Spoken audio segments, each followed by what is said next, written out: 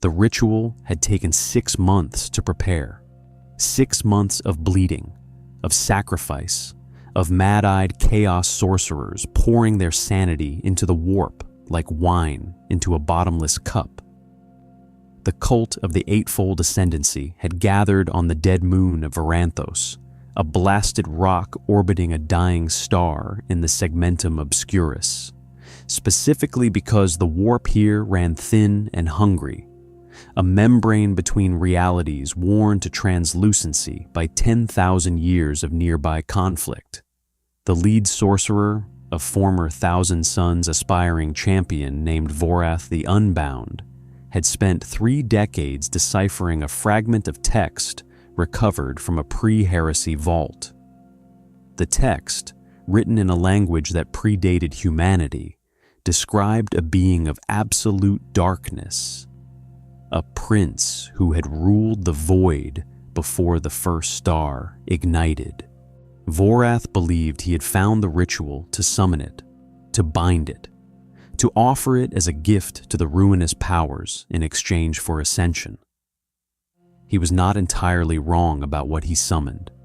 He was catastrophically wrong about everything else. The rift opened at the ritual's apex, a tear in reality that screamed with light rather than darkness, a wound in the warp that bled gold and white, and a blue so deep it approached black. Every demon present recoiled.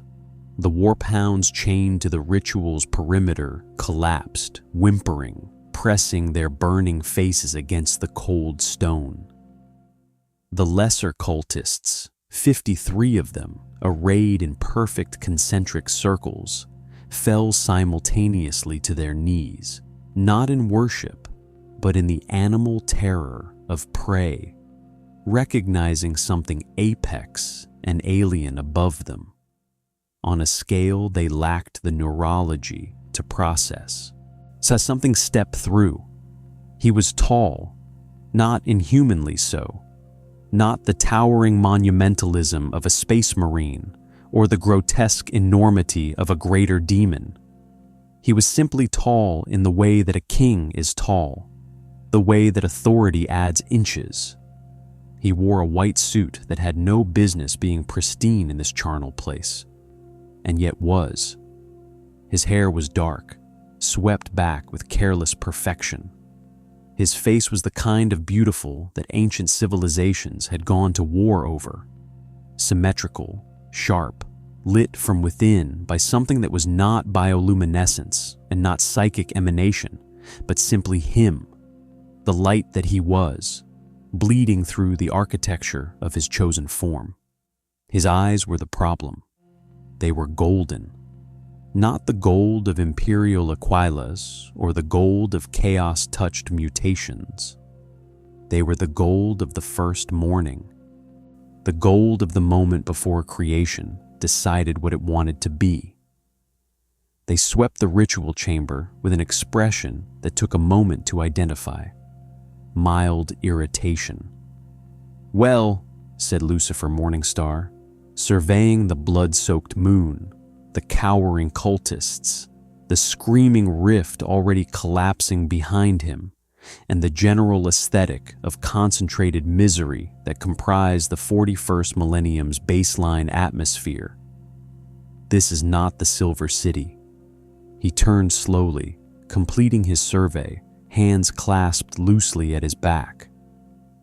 The dying star outside the moon's cracked viewport cast everything in sickly amber. The walls of the ritual chamber were carved with the 8-pointed star of chaos in approximately 40 variations. The floor was wet. Vorath the Unbound stood at the ritual's center, staff raised, every psychic ward he possessed blazing in frantic activation, his face a mask of desperate authority, badly concealing the animal fact that he wanted very much to run.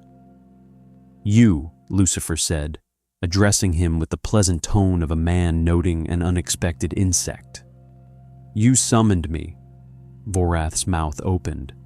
"I, the ritual, you are the Dark Prince. "You are the—" "I am Lucifer Morningstar," said the lightbringer, "and the last creature foolish enough to summon me spent the remainder of his existence as a cautionary anecdote." He paused. "You have torn a hole in the fabric of whatever this reality is, dragged me from my business elsewhere, and decorated your floors with what I sincerely hope is not what it smells like." Another pause. "I find I am not particularly pleased." The temperature in the chamber dropped 15 degrees. The psychic wards exploded. Vorath ran. He was, to his minor credit, the only one in the chamber who retained the motor function to do so. The cultists were already unconscious, not struck down, not immolated, simply switched off by proximity to something so far above them on the scale of existence that their minds had quietly decided sleep was preferable to comprehension. The demon hounds were gone, not dead, gone, fled, howling back through whatever cracks in reality they could find, back into the warp, back to anywhere that was not here. Lucifer watched Vorath flee through the chamber's iron door and considered, briefly, following him. Then he considered the door and the corridor beyond, and the dead moon beyond that, and the vast, incomprehensible darkness of a universe that was emphatically not his own. He looked at his hands, flexed his fingers, reached carefully for the full breadth of his power, and felt, for the first time in his immortal existence, something push back. Not resistance, not opposition, something more like interference. A universe so saturated with a psychic screaming of billions of terrified souls, so thick with the presence of entities that fed on belief and despair, that his own nature couldn't find clean purchase. Like trying to start a fire in a hurricane, the flame was there. The flame was always there, but it guttered. Lucifer lowered his hands, looked out through the viewport at the dying star, looked at the darkness between the stars, a darkness that, if you knew what to look for, moved. "Fascinating," he said quietly. And then, because he was Lucifer Morningstar and had walked out of hell itself on a slow afternoon, he straightened his cuffs, stepped over an unconscious cultist, and went to find out exactly where, and more importantly, when, he had landed. If you've ever wanted to see the one being who told God himself no, walk into the grimdark future of Warhammer 40K, you're exactly where you need to be. Subscribe, because this story is only getting started, and the Chaos Gods have no idea what they've just invited into their universe. Vorath the Unbound ran for 11 minutes before he realized nothing was chasing him. This did not comfort him. In his 30 years of service to the Ruinous Powers, nothing chasing you was frequently more dangerous than something chasing you, because it implied that whatever you had fled from was either too powerful to bother, too intelligent to hurry, or simply waiting to see where you went. He stopped in the corridor connecting the ritual chamber to the moon's primary landing bay, pressing his back against the cold stone wall, and performed the mental calculus of a man who had survived 3 daemon summonings, 2 inquisitorial purges, and 1 very unpleasant encounter with a Culexis assassin. He opened a Vox channel and screamed for extraction.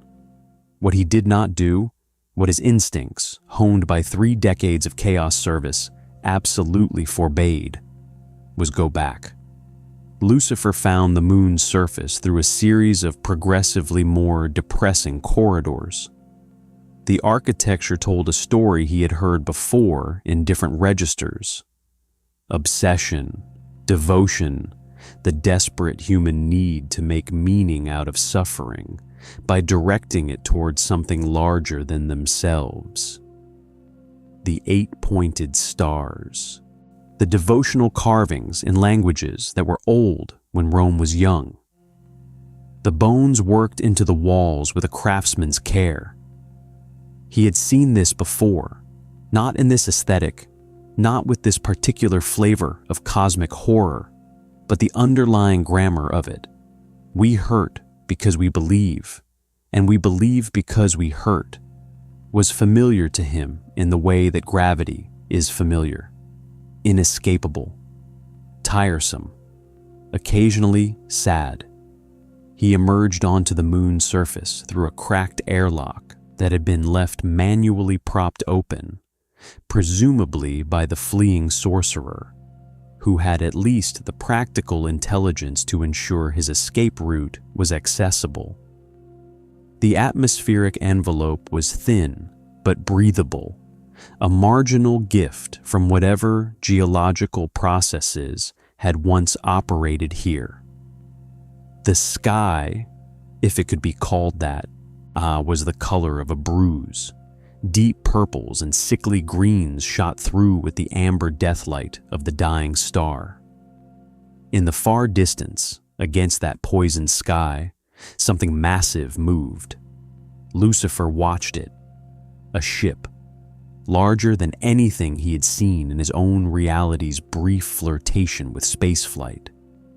A cathedral grafted onto a weapon, grafted onto a city, trailing burning plasma like a comet's tail.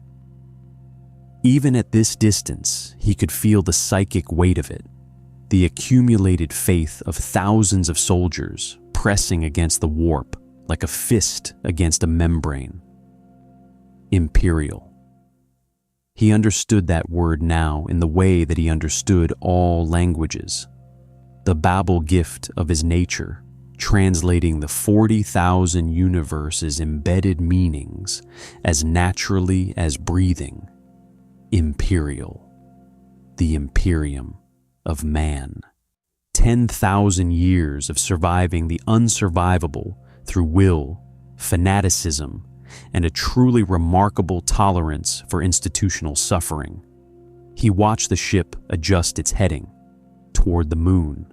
Someone then had noticed the ritual's flare, the rift's opening, perhaps, or simply the sudden silence of 53 psychic signatures going dark simultaneously. Or the sorcerer had made a call before running. Either way, they were coming, and they were coming with the particular purposeful momentum of people who arrived at situations like this with predetermined conclusions. Lucifer considered his options with the unhurried calm of a being for whom urgency had always been a choice rather than a condition. He could leave, find some corner of this moon to sit in until he understood the shape of this universe well enough to navigate it properly. He could wait for the ship to arrive and introduce himself on his own terms. He could attempt, again, to reach the full scope of his power and simply step sideways out of this reality entirely. He reached again. The interference was still there, that maddening psychic static, the warp's presence like tinnitus against the clean frequency of his will. He could burn through it. He was certain of that. But certain and effortless were different categories, and Lucifer Morningstar had never in his existence spent effort on something before, fully understanding why it was necessary. He decided to wait. The ship made orbit in 40 minutes. The landers came down in 20 more. 3 of them. The Aquila pattern from the shape, moving with military precision toward the moon's primary landing pad. Lucifer walked there at a pace that suggested he had been invited. The landers touched down in a storm of burning retro thrusters and blowing dust. and the figures that emerged were, he had to admit, impressively theatrical. Space Marines, 8 of them in armor the color of dried blood. Flesh Tearers, though he didn't know the name yet, only the emotional signature, which was grief compressed into rage, compressed into devotion. A very specific psychological architecture that he recognized from certain corners of hell. They moved with the mechanical certainty of beings who had been engineered for singular purpose. Behind them came baseline humans in storm coats. Inquisitorial retinue, the psychic pressure of their mistress announcing her before she stepped from the lander's ramp. She was a small woman, middle-aged by the generous standards of rejuvenate treatment, with gray-streaked hair pulled severely back and eyes the color of gunmetal that performed a rapid professional assessment of Lucifer the moment they found him. She wore the inquisitorial rosette with the casual authority of someone who had long since stopped finding it necessary to display it. Her name, he would learn shortly, was Inquisitor Sarah Vanthold, Ordo Malleus, and she had spent 40 years hunting things that came through tears in reality. She looked at Lucifer the way a surgeon looks at an unusual tumor, clinically, without fear, which he found immediately interesting, without worship either, which he found more interesting still. "Identify yourself," she said.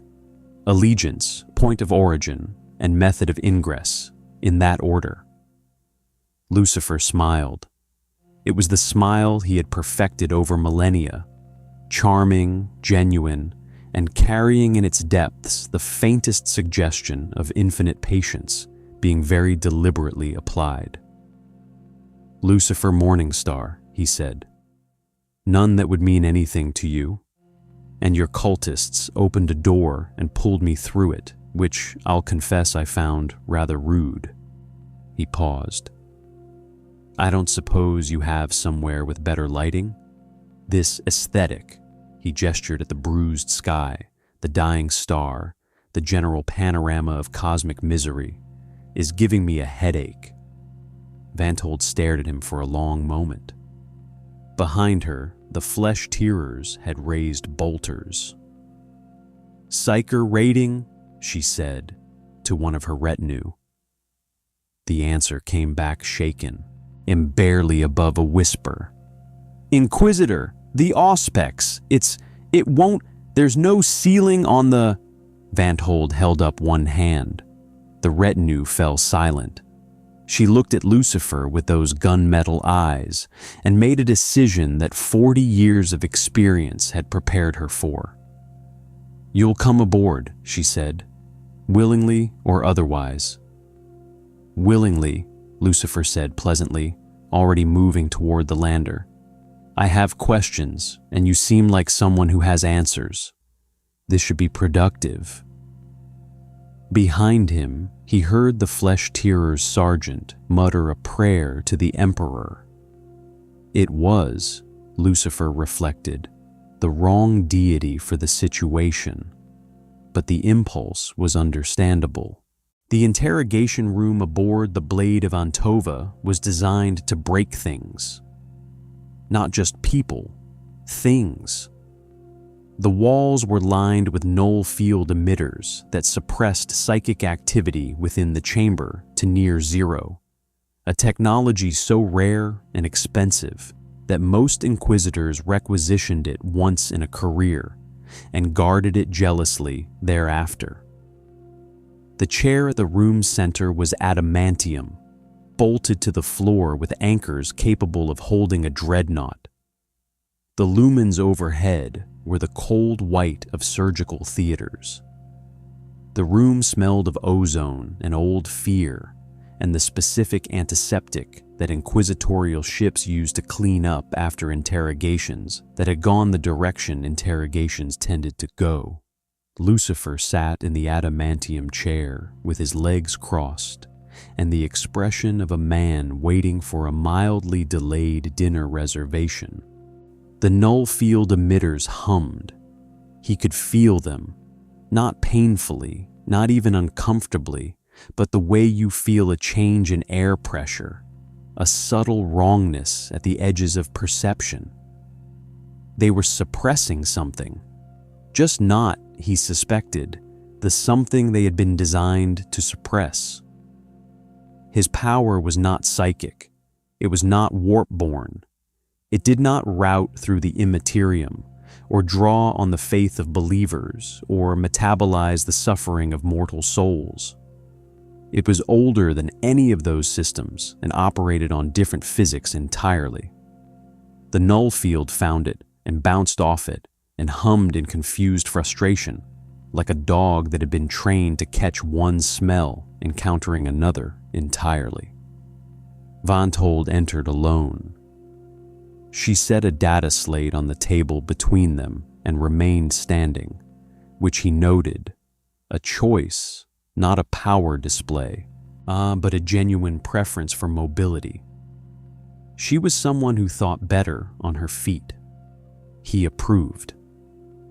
The cultists who performed the ritual, she began, were agents of the Eightfold Ascendancy, a Tzeentchian cell that's been operating in the Segmentum Obscurus for approximately 8 years. Their lead sorcerer, Vorath, has been recovered. A pause. He's not currently coherent enough to interview.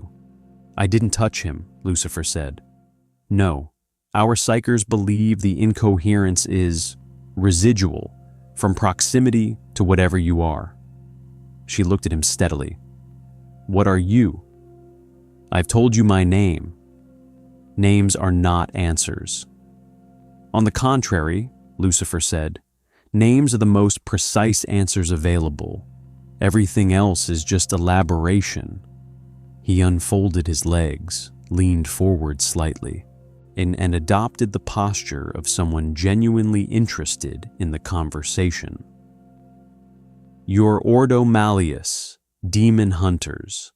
You arrived expecting something that came through a chaos ritual, something warp-born, something with allegiance to the Ruinous Powers, something you had established protocols for containing.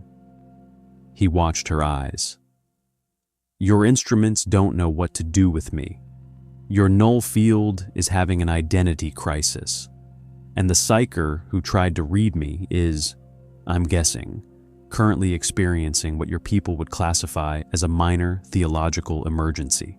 Vantold said nothing, which was itself confirmation. I am not a demon, Lucifer continued. I am not a chaos entity. I am not a Tzeentchian, an old one, an enslaved AI, or anything else in your existing taxonomy. He paused. I am, in the most technically accurate sense available, a fallen angel. The fallen angel, in fact. The original, the template from which your mythology borrowed the concept and then spent several thousand years arguing about. He smiled again. I find the Imperium's version of the story charming, by the way. The details are wrong, but the emotional core is surprisingly accurate. Vantold sat down. It was, he understood, not a concession. It was a recalibration. You claim to be a supernatural entity of significant power, she said, who was pulled into this universe against your will by a chaos ritual, and who has no allegiance to the Ruinous Powers. I don't do allegiances, Lucifer said pleasantly. But yes, the chaos gods are aware of my presence, yes. He had felt it the moment the rift closed. 4 distinct attentions turning toward him through the warp like searchlights finding a ship in dark water. Not alarm, something closer to interest. The specific interest of predators assessing whether something was prey or competition. They'll make contact shortly, they always do. He said it with the weary familiarity of someone describing an ex-lover's predictable behavior. They'll offer something: power, freedom, purpose, whatever they calculate I want most. And what do you want? The question landed differently than she intended it. He could see that in her face. She'd meant it tactically, an interrogation technique, trying to establish leverage. But the words themselves, in this universe soaked with the psychic residue of 10,000 years of souls screaming, "What do I want? What does anything mean? Why does it have to be this way?" The words had weight. Lucifer was quiet for a moment, a genuine moment, not a performance. "To go home," he said. "Eventually, after I understand why I can't." Vanthold studied him. "The rift that brought you here, it closed." "Yes." "Can you reopen it?" "Not currently." He held up a hand before she could speak. "The warp in this universe is loud, cluttered. My abilities operate on a frequency this reality keeps interfering with. I need time to understand the interference before I can work around it." He paused. "Which means, Inquisitor, that I am going to be here for some time. And during that time, I suggest we establish terms that work for both of us, rather than whatever alternative you're currently contemplating." "I'm contemplating 17 alternatives," Vanthold said flatly. "And ruling them out one by one," Lucifer said, "because your instruments have told you that whatever I am, the things capable of stopping me are not things you want to deploy in a confined space." He stood, slowly, without aggression. The adamantium chair did not, he noticed, even creak. "I will not harm your crew. I will not work against the Imperium's interests. I will not be bound, chained, classified, or filed.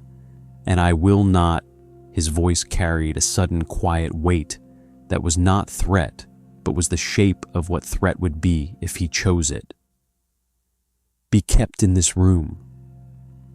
The null field emitters made a sound like a sigh and went dark. All of them, simultaneously. Not because Lucifer had attacked them, because he had simply, gently, decided they were unnecessary, and the universe, even this loud and cluttered one, had agreed. Vanthold looked at the dead emitters, looked at Lucifer, made the calculation that 40 years of experience produced. The one where you recognize that control is a story you tell yourself, and sometimes the only real choice is what kind of story to tell next. "You'll have quarters," she said. "You'll have access to our historical archives, within limits, and you will tell me everything you know about what the Ruinous Powers want with you." "Agreed," Lucifer said. "Though I should warn you, everything I know about what the Ruinous Powers want is going to be deeply unsatisfying to them." He moved toward the door, which opened before he touched it. "They want a champion, or a weapon, or a god."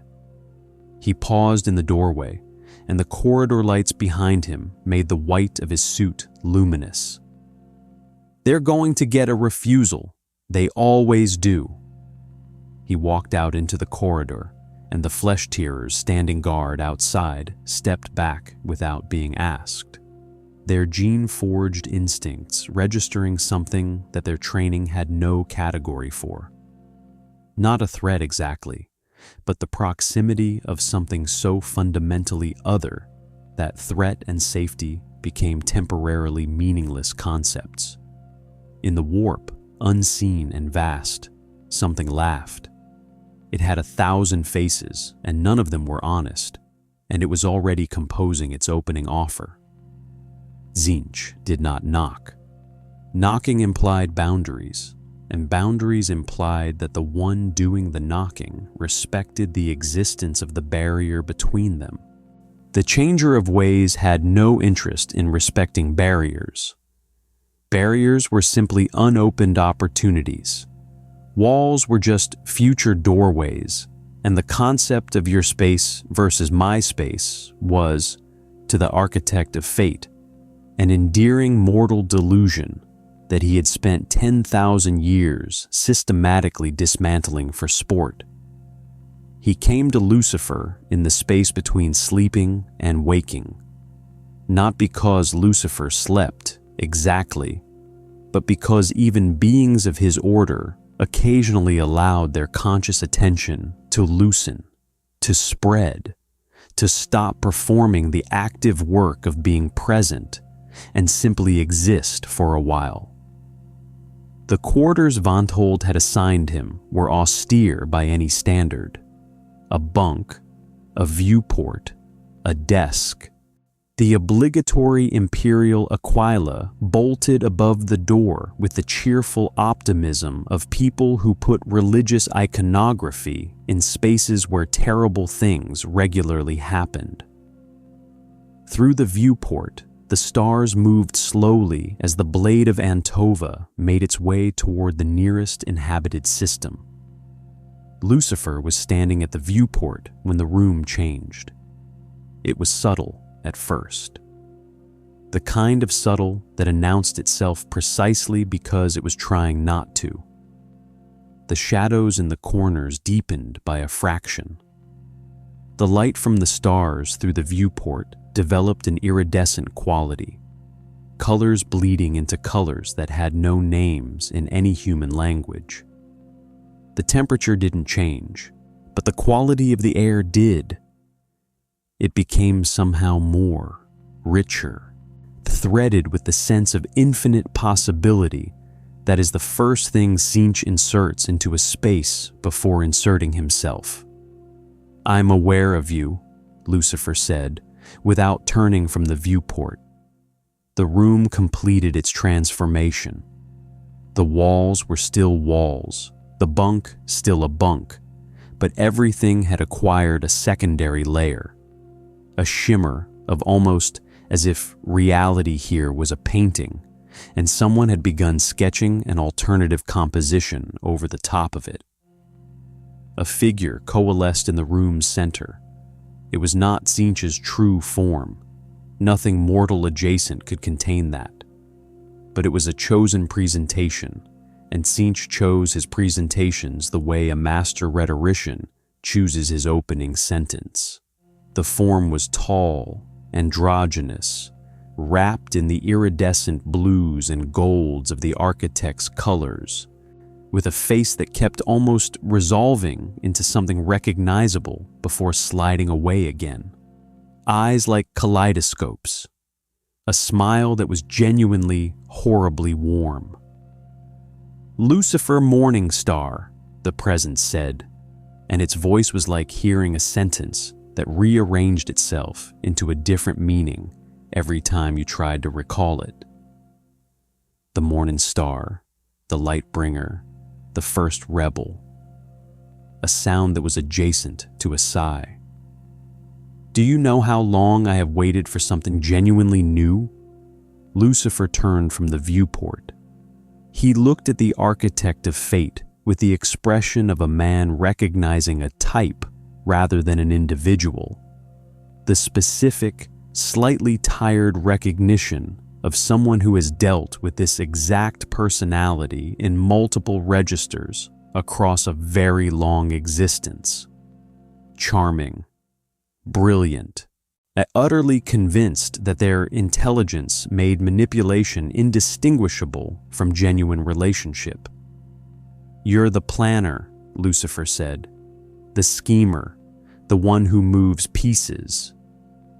"I am the one who sees," Tzeentch corrected, with the gentle emphasis of someone who has thought about the distinction. "Plans are merely what seeing produces. What I see, Morningstar, is you, a being of absolute will, absolute freedom, absolute power, stranded in a universe that doesn't speak your language, diminished, frustrated, looking through a viewport at stars that mean nothing to you yet. The kaleidoscope eyes were warm with something that would have been compassion if compassion weren't being used as a tool. I can end that. Immediately. Completely. Can you? Lucifer said. Not a question. The interference you're experiencing, the warp's resistance to your nature, I introduced it. A pause that was timed with the precision of a musician. Not maliciously, as a demonstration, proof of both my capability and my good faith. I can remove it as easily as I placed it. Your power, fully restored, fully functional, in the same moment you agree to the simplest of arrangements. Lucifer was quiet for a moment. The stars moved behind him. Tell me the arrangement, he said. Tzeentch smiled with all of his faces simultaneously. I want nothing that costs you anything you value. No service, no fealty, no worship. I find worship tedious, frankly, a sentiment I suspect you share. The form moved, drifting with the boneless ease of something that didn't need to respect gravity. Simply remain, exist in this universe. Act as you will act, freely, independently, as Lucifer Morningstar acts, because what you are when you act freely is more interesting to me than any champion I could design. The kaleidoscope eyes fixed on him. You are a variable I cannot fully predict. Do you understand how rare that is? How delicious? I want you in play, that's all. An interesting piece on an interesting board. Lucifer listened to all of this with perfect attention and perfect stillness. Then he said, You're lying. Not angrily, not dramatically, with the flat certainty of a diagnostician identifying a symptom. The interference, you didn't introduce it. You can't introduce it. My nature predates yours by a margin that would give you cosmological vertigo if you genuinely understood it. You found an existing interference. The natural resistance of this universe's saturated warp against something it doesn't recognize, and you're claiming credit for it. He tilted his head slightly. Which is actually very clever. It costs you nothing. It implies power you may not have, and it positions you as both the problem and the solution. Elegant, really. A pause.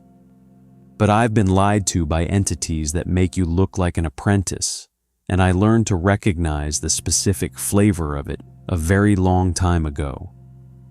The warmth in Tzeentch's expression didn't disappear. It deepened, became something more genuine, and therefore more dangerous. You see further than I expected, the architect said. Everyone says that, Lucifer replied, and it's always intended as flattery, which tells me something about how you view the beings you interact with. He turned back to the viewport. I won't be a piece on your board. I won't be a variable you observe. I won't serve your plans even by acting independently within them, because the moment I accept the frame you're offering, the moment I agree that I am a piece in anything, I've already lost the argument. He watched the stars. I refuse that arrangement with the presence itself. I'm certainly not accepting it from you. Silence. Then, quietly, with something that was almost respect. They said you were the great refuser. I thought it was mythology. Most mythology, Lucifer said, is just poorly transcribed fact. The iridescent quality left the air. The colors bled back to their proper names. The room became a room again. Austere, imperial, smelling of recycled air and old metal. Tzeentch's presence withdrew in the way that tide withdraws, completely, leaving only the faint evidence that it had been there at all. What it left behind in the room's psychic residue was not anger. It was the specific recalibration of a very intelligent mind encountering a resistance it had underestimated, filing the information away and beginning immediately, without pause, without ego, to compose a different approach. In the warp, the architect of fate began rewriting his plans. He had, after all, an eternity of patience and an infinite number of possible futures. But for the first time in a very long time, he could not see clearly which one arrived. Lucifer remained at the viewport. The stars, indifferent and ancient, burned on. Somewhere deep in the blade of Antova, a psyker assigned to monitor the passenger quarters woke screaming from a dream of endless eyes, filed an incident report with shaking hands, and quietly requested a transfer to a different ship. The craft world came out of the void like a held breath, finally released. Aleitak, one of the greatest of the remaining Eldar craft worlds, a city vessel the size of a continent, its wraithbone hull grown rather than built, organic curves and impossible geometries that caught starlight and did something with it that was not quite reflection and not quite absorption, but something in between that had no human word. It moved through the void with the silence of something that had learned over millennia that the universe was listening. It appeared on the blade of Antova's auger, a raise without warning, without approach vector, without any of the conventional signatures that preceded contact with a vessel of its scale. One moment, empty space. The next, a Aleitak. Inquisitor Vanthold, to her credit, did not flinch. She did, however, immediately order battle stations, a reflex that her 40 years of experience had drilled past conscious thought into something closer to breathing. The blade of Antova was a respectable vessel, well-armed, well-crewed, capable of giving a meaningful account of itself against most threats in the 41st millennium. Against a craft world, it was a thrown stone against a fortress wall, and everyone on the bridge understood this, which produced a very specific kind of focused calm that Imperial Navy crews developed when the math became unfavorable, but the Emperor's work remained. The communication came before the battle station's order had finished propagating through the ship. Not through the Vox, not through any channel the blade of Antova's systems recognized as a communication channel. When it arrived directly in the minds of every psyker aboard, all 9 of them, simultaneously and without the screaming transition that accompanied most uninvited psychic contact. Clear, precise. In a form of Gothic so archaic, it took 3 of the 9 a moment to parse. We are not here for the ship. We are here for the one who does not belong to this age. Send him to the bay designated. Come alone, Lightbringer. You know we mean this. Lucifer, reading the same message, delivered to him not through his psychic faculties, which remained partially occluded, but simply present in his awareness the way that a note left on a pillow is present, found the phrasing interesting. You know we mean this. Not a command, an appeal to his intelligence, an acknowledgement that he was not the kind of being you commanded. He told Vanthold he was going, so she told him she was coming with him. He looked at her for a moment with those golden eyes, and she looked back with gunmetal ones, and neither of them blinked. And then Lucifer said, two of us then, which was the closest thing to a concession she was likely to get from him, and she accepted it with the pragmatic grace of someone who had learned to take available victories. The shuttle bay designated in the message was Bay 7, a secondary bay, small, currently empty of craft, lit by the amber emergency lumens that gave it the atmosphere of a space that was used for things that didn't require witnesses. They waited there for 4 minutes before the Eldar arrived, and the Eldar arrived the way the Eldar did everything, as if they had always been there and the humans had simply failed to notice. There were 3 of them. A Farseer, robed in the deep blues of Alatok, her psychic hood framing a face that was ancient in the way that glaciers are ancient. Not aged exactly, but accumulated, layer upon layer of experience pressed into something harder and slower than youth. 2 warlocks flanked her, hands near but not on their witchblades, the specific readiness of bodyguards who had been told that violence was unlikely but had spent too long in a universe where unlikely things happened constantly to entirely relax. The Farseer's name, delivered in the formal elder style of introduction that translated roughly as, "I am this, I come from this, I have seen this," was Iriel Shaliand of the Path of the Seer, keeper of the Lens of Asurian. She who had read the skein of fate for 200 years and found in it, 3 weeks ago, an anomaly that had no shape. She looked at Lucifer, and her composure, formidable and ancient, developed a hairline fracture. "We felt you arrive," she said, in Gothic for Vanthold's benefit, a courtesy that was also a signal. "We are choosing transparency here. Pay attention to that." The moment the rift opened, every Farseer on every craft world felt it, every warlock, every spirit seer. Something entered this universe that the skein could not account for. A thread that is not a thread, a presence that reads in the weave as... She paused, searching for the word with the discomfort of a precise mind encountering imprecision. "As prior, as if you were here before the weave existed." "Because I am," Lucifer said simply. The hairline fracture deepened. "You should not be possible." "I get that frequently." Iriel studied him with senses that operated in frequencies beyond the visible, reading the shape of his soul with 2 centuries of refined Farseer discipline.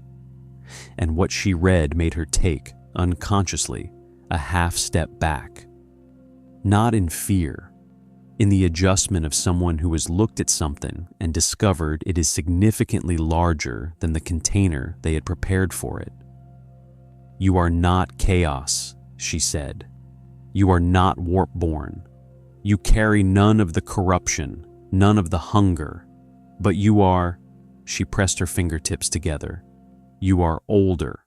The chaos gods themselves are young beside what I am reading in you. Even the Lightbringer, even the Void Dragon."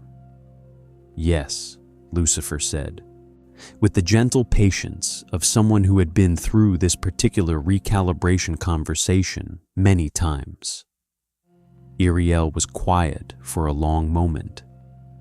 Then, with the pragmatism of a species that had survived the fall through ruthless adaptation to reality as it was rather than as they wished it, "The Eye of Terror," she said.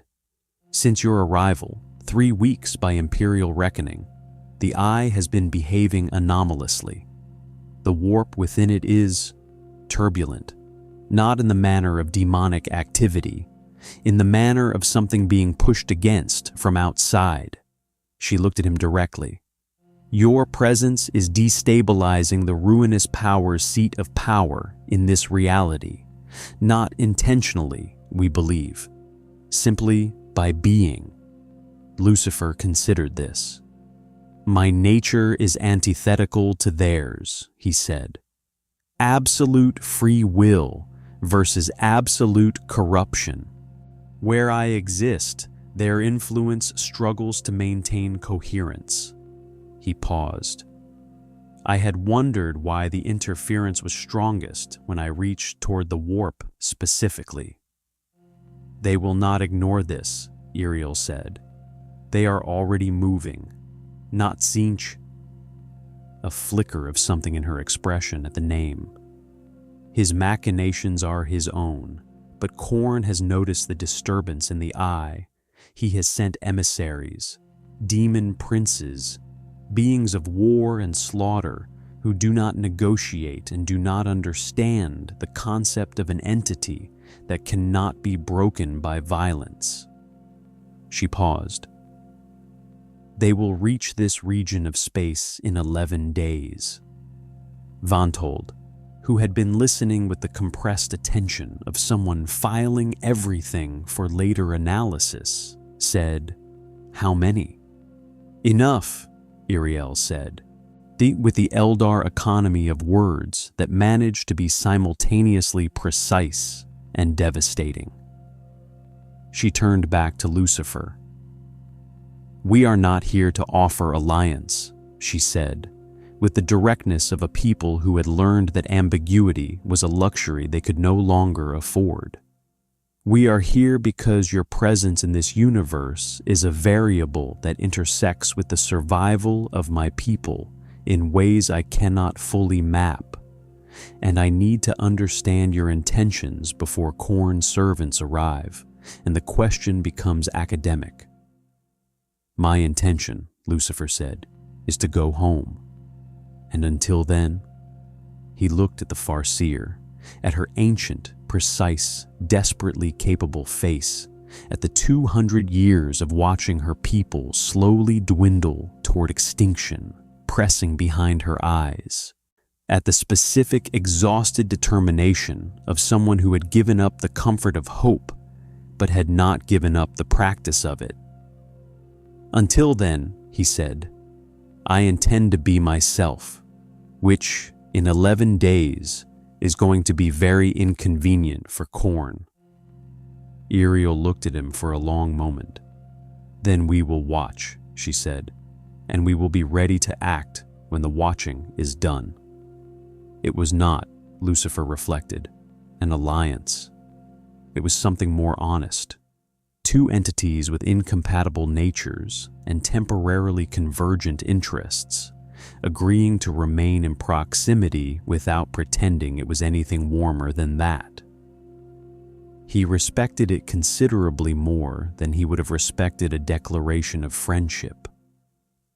Behind them both, through the viewport of the shuttle bay, a Lightok moved in the dark, vast, silent, and very old, keeping its distance from the blade of Antova with the careful precision of something that had learned, across 10,000 years of loss, exactly how much distance was necessary to survive.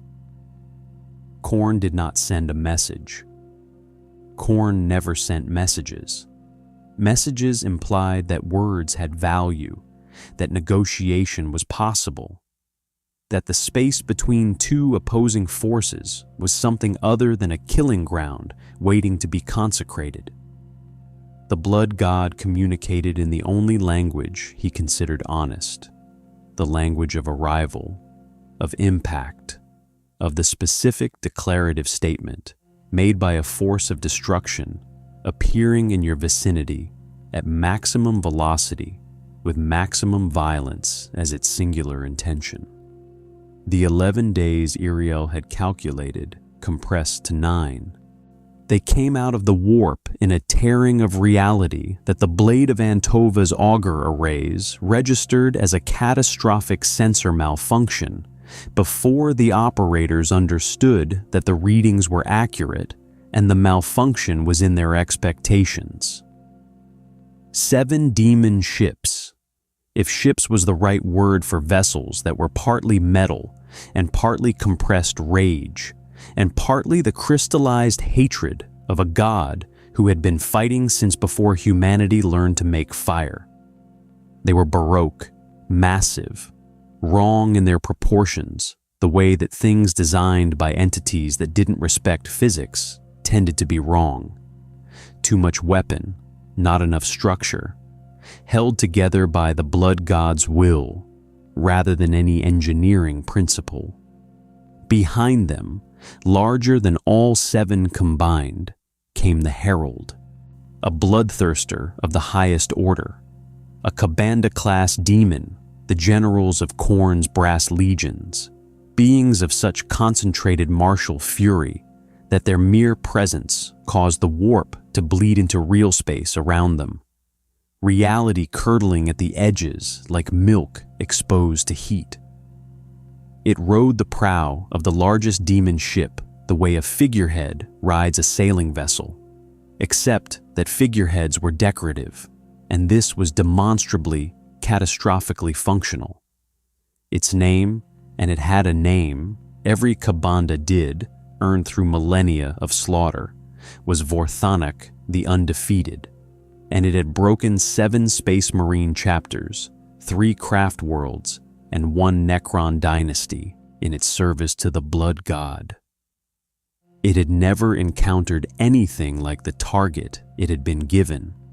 Lucifer stood on the blade of Antova's observation deck when the demon fleet arrived and watched them come with the specific expression of a man who has seen this particular type of entrance many times and finds it exhausting precisely because it is always the same entrance. Vanthold appeared at his shoulder. "Options," she said, in the tone of someone who had moved past fear into the purely operational register that extreme situations sometimes unlocked in extremely experienced people. "Mine or yours?" "Both. Yours first." Lucifer was quiet for a moment, watching the demon ships move through the void with the terrible, purposeful momentum of things that had only one gear. He was assessing, not the tactical situation, which was straightforward, but his own capacity. He reached inward again, for the 5th time since his arrival in this universe, testing the interference. It was still there, still the same maddening static of a warp saturated with 10,000 years of psychic screaming. But he had spent 9 days now in proximity to it, and understanding had developed the way understanding always developed. Not in a moment of revelation, but in a gradual accumulation of fine detail until suddenly the pattern was visible.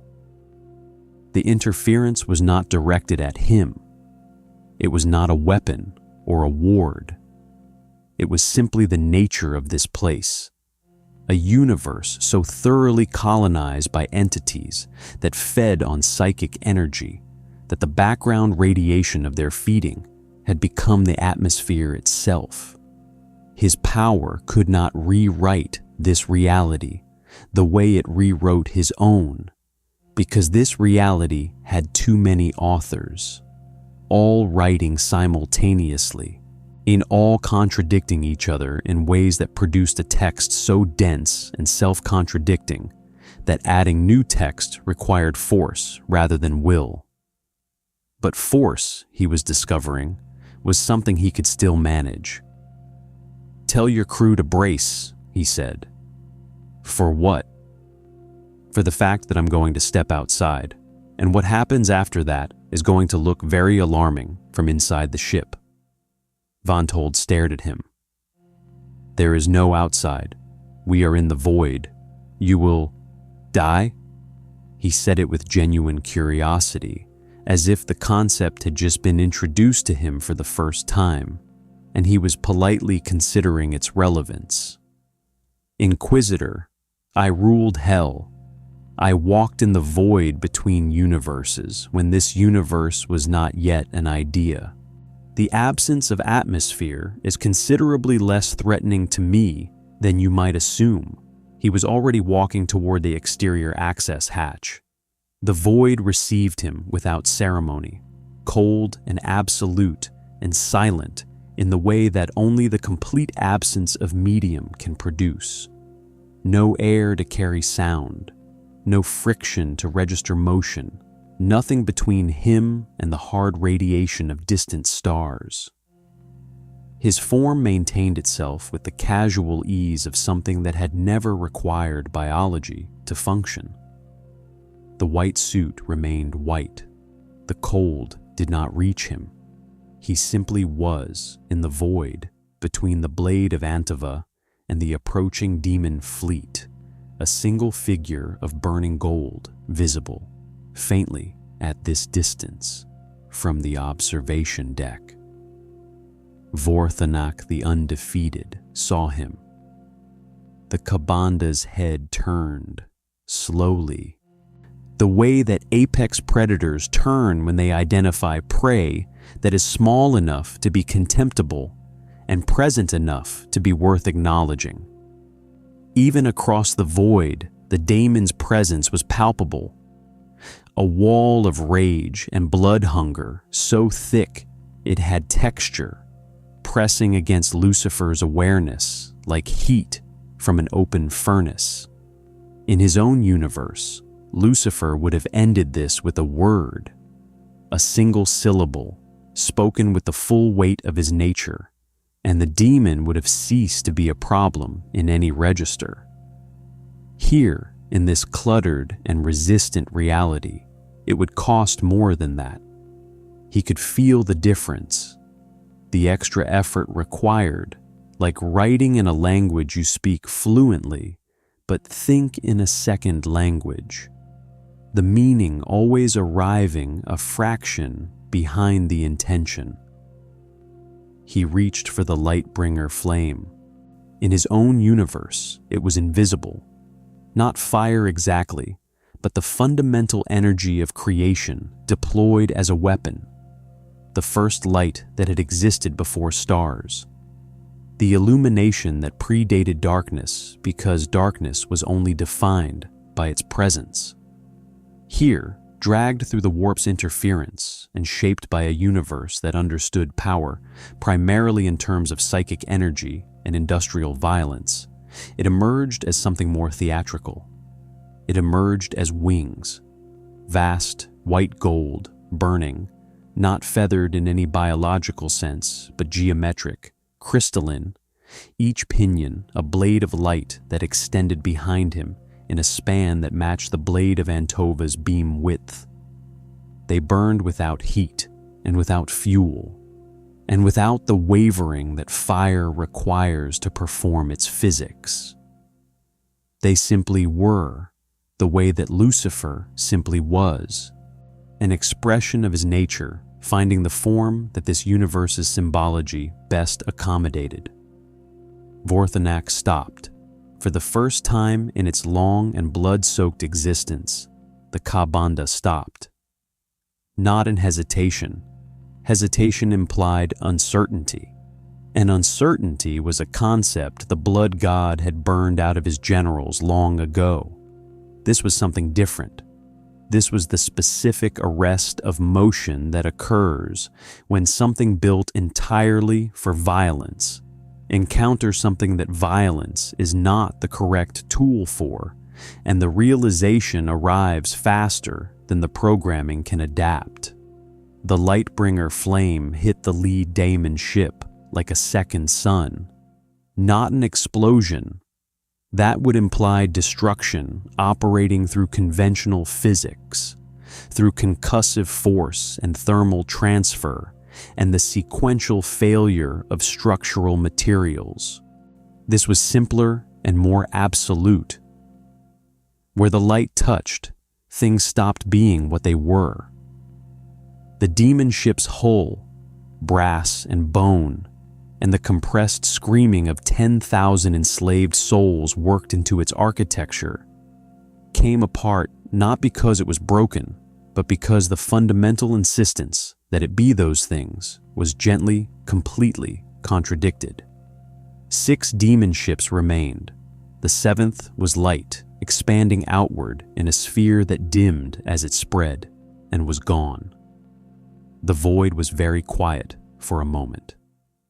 Vorthanok raised its axe, the brass weapon that had split craft-world hulls and cracked Space Marine battle plate like ceramite paper, and screamed the blood god's name across the void in a psychic roar that every psyker within 3 systems would feel as a sudden migraine and a nosebleed.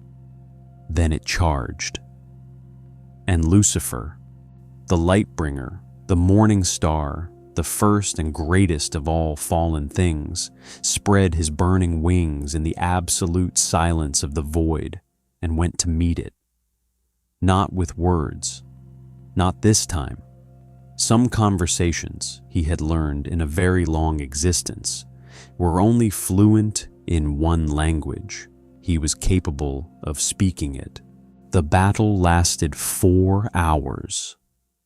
This surprised everyone who witnessed it. The crew of the Blade of Antova watching through observation ports with the breathless collective stillness of people watching something their minds were only partially processing. The Eldar seers aboard Alitok reading the skein with white-knuckled intensity as the threads of fate nodded and re-nodded around 2 focal points in the void. And Vorthanok itself, which had expected this to last considerably less time and was discovering, with the grinding fury of a being whose identity was constructed entirely from victory, that considerably less time was not what it was going to get. Khorne's gift to his greatest generals was not subtlety. It was not strategy. It was not the flexible intelligence that Tzeentch cultivated, or the patient endurance that Nurgle gifted, or the intoxicating intensity that Slaanesh offered.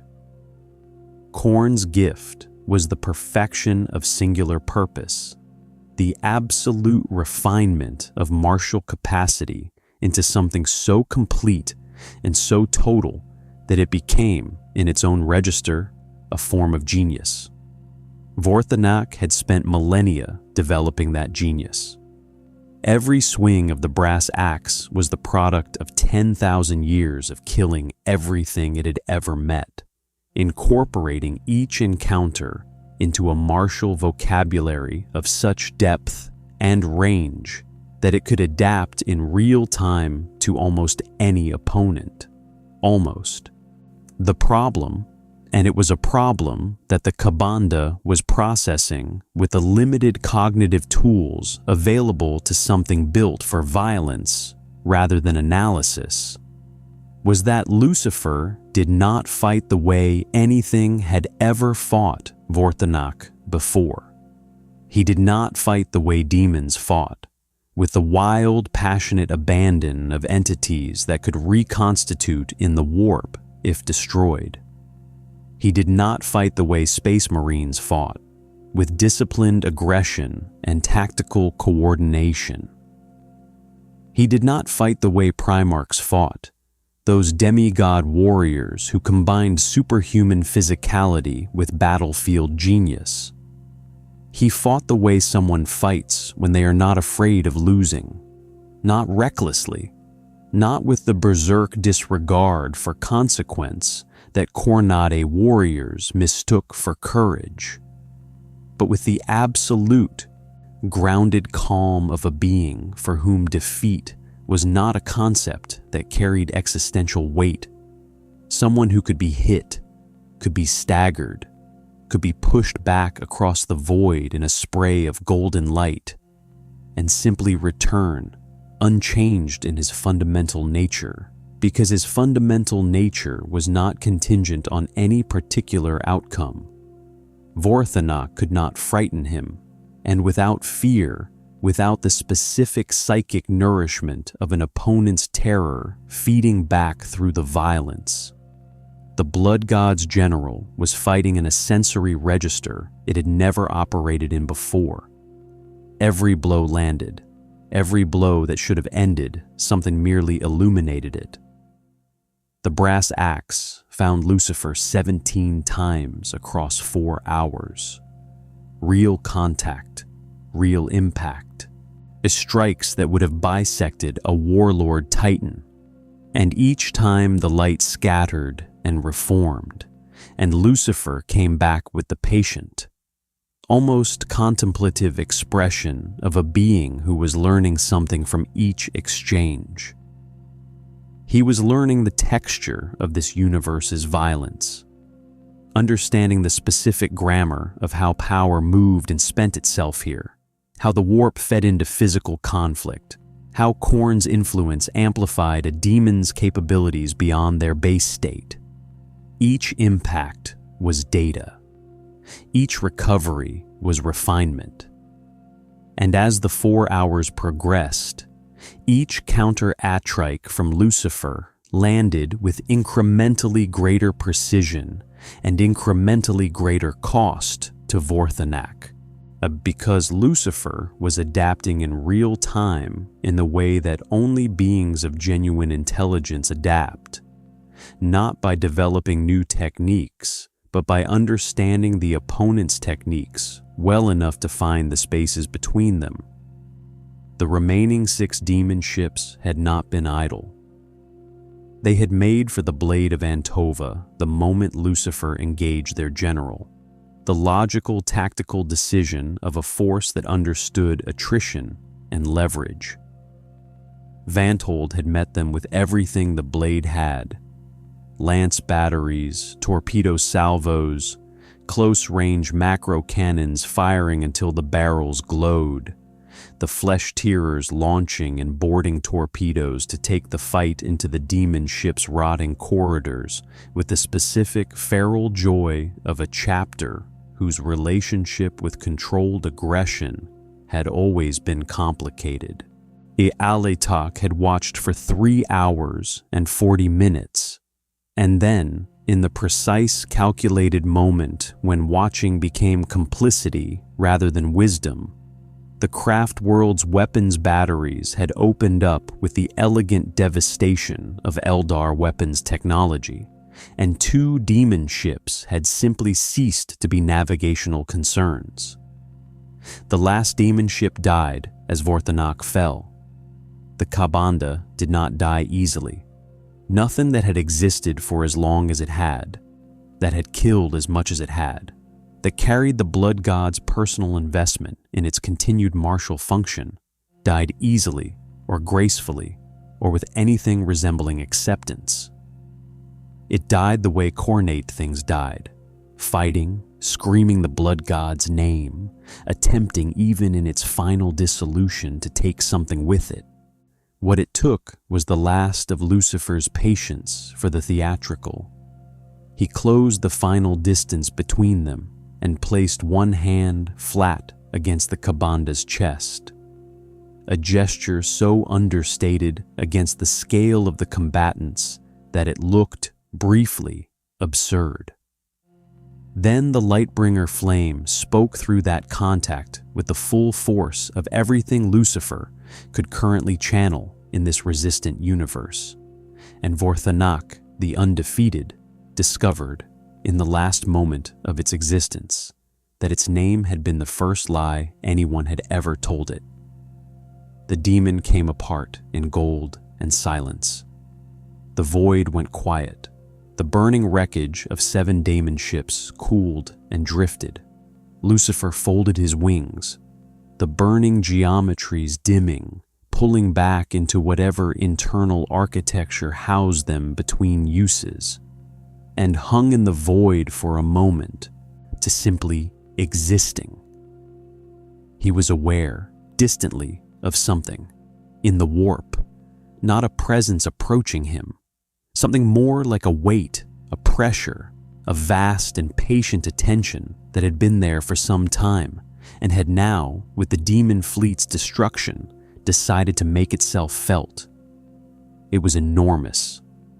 Not enormous in the way of the chaos gods, whose enormity was the enormity of accumulated psychic mass, faith and fear and desire compressed into godhood over millennia.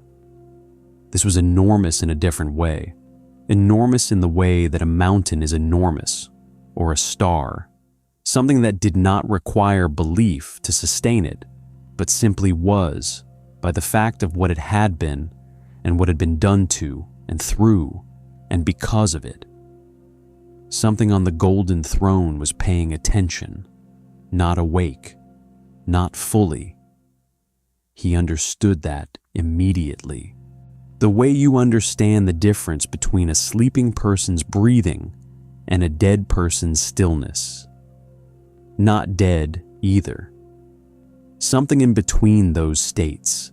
Something sustained by 10,000 years of psychic sacrifice from 1,000,000 psychers who had given their lives to keep a single candle burning in the dark. Something that had been a man once, a very long time ago, and had become something else through the accumulated weight of divinity and sacrifice and the specific, terrible mathematics of what it cost to hold an Imperium together across the span of ages. It noticed him. He noticed it noticing him. For a moment, brief, strange, charged with a significance he couldn't fully parse, they simply regarded each other across the psychic distance. Two beings of immense age and complicated relationship with the concept of godhood. It one of them broken and burning in a chair, and one of them standing in the void in a white suit with gold cooling on his hands. Then the attention withdrew, not rejecting him, more like a man glimpsing something through a fogged window, turning toward it, and then losing the clarity before he could be sure of what he'd seen. Lucifer was quiet in the void for a long time after.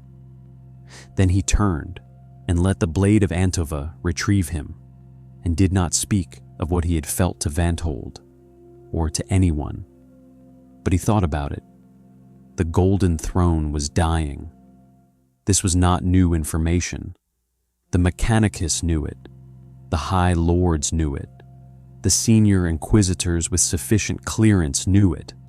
And in the way that vast institutional secrets always eventually become the worst-kept secrets in the institution, the people who served those people knew it too, in the specific unspoken way of knowledge that everyone carries and nobody names, because naming it would require deciding what to do about it. The throne's systems degraded by measurable increments across each decade. The number of psychers required to sustain the Emperor's existence grew. The psychic beacon of the Astronomicon flickered at intervals that had once been centuries and were now years. The Emperor was not dying quickly, but he was dying. What no one knew, what the instruments of the Adeptus Mechanicus, for all their devotion and all their machine-sanctified precision, could not measure, was whether anything still looked out from behind those eyes. Word of the demon fleet's destruction reached Terra in the compressed and unreliable way that all information reached Terra, through astropathic relays that introduced distortion and delay, through inquisitorial reports that passed through 17 layers of classification before reaching anyone who could act on them, through the whispered networks of the Inquisition itself that traded in the currency of things that officially hadn't happened. By the time it arrived, it had acquired, in the manner of all transmitted information, a layer of interpretation over the original fact. What arrived was not an unclassified entity, destroyed a Kabanda-class demon, and 6 demon warships in the Segmentum Obscurus. What arrived was a being of unknown origin and immeasurable power, displaying characteristics consistent with neither demonic nor Xenos, nor human classification, is operating in Imperial space, has demonstrated the capability to destroy significant chaos assets, and has so far declined all imperial authority while maintaining non-hostile posture toward imperial personnel. This produced, in the relevant offices of the Inquisition and the Adeptus Custodes, the specific quality of institutional anxiety that manifests not as panic, but as the rapid and very serious deployment of resources. Vanthold received notification that she was being relieved of primary oversight responsibility for the entity. This notification came from a level of the inquisitorial hierarchy so elevated that the rosette attached to it was a rank she had read about and never expected to encounter. She read it twice, confirmed it was not a forgery, and then did something that her 40 years of service had equipped her for. She made a copy of everything, encrypted it under her own personal cipher, and distributed it across 3 separate data vaults she maintained for exactly this kind of situation. She told Lucifer he was being summoned to Terra. He was sitting in the ship's small archive, surrounded by data slates containing 8,000 years of compiled imperial history, reading with the focused attention of someone who had decided that understanding this universe was prerequisite to everything else. He had been reading for 4 days. He had not slept, had not eaten, had not asked for anything except more slates when he finished the ones he had. The history of the Imperium of man was, he was finding, the most comprehensively tragic document he had ever encountered, and he had read the complete history of hell. He looked up from the slate in his hands when Vanthold delivered the summons. "Terra," he said, "the throne world, the center of the Imperium, where the Emperor—" "I know what Terra is," Lucifer said quietly. He set down the slate. "I felt him, Inquisitor, after the battle. Something on the golden throne turned its attention toward me." He paused. "It was not a god. Not in any sense I recognized the concept. It was a man who had become something else through the accumulated weight of what was done to him, and done through him, and done in his name." He was quiet for a moment. "I find that considerably more interesting than a god."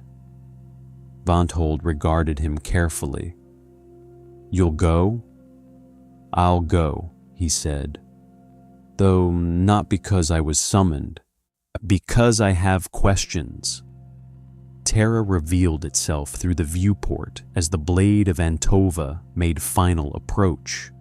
A planet so thoroughly worked over by the hand of humanity across so many thousands of years that it had ceased to be a natural object in any meaningful sense, and had become instead a monument, a scar, a reliquary. The hive spires reached through the clouds like fingers. The orbital infrastructure was so dense it formed a second skin around the world, a shell of metal and ambition, and the compressed detritus of an empire that recycled nothing and discarded everything.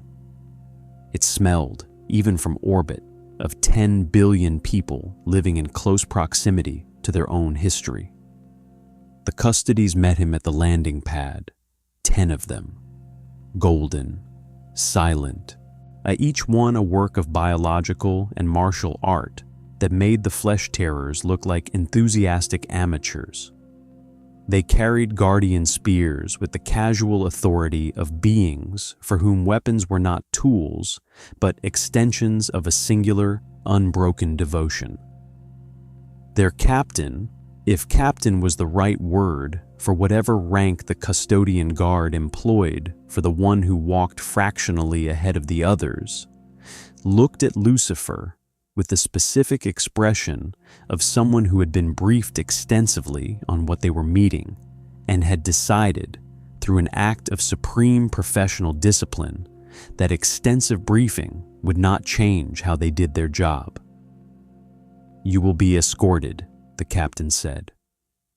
"Of course," Lucifer said pleasantly. The Imperial Palace was, he decided, the 41st millennium's most committed architectural argument. Every surface spoke of power, of permanence, of the specific insistence that humanity had staked its claim on the universe and intended to die before relinquishing it. He walked through corridors that were each individually larger than most cathedrals in his own universe, past tapestries that depicted 10,000 years of war with the loving detail of civilizations that had decided their suffering was holy, past custodies standing their eternal vigil, past servitors moving on pre-programmed paths with the patient industry of the irretrievably lost, past psychers who felt him coming and went very still against the walls. They brought him, eventually, to a chamber adjacent to the throne room itself. Not the throne room, not yet, but a chamber that shared a wall with it. And through that wall, he could feel what sat beyond it with the clarity of someone standing outside a furnace, feeling the heat through the stone. The attention was there again, stronger, more deliberate.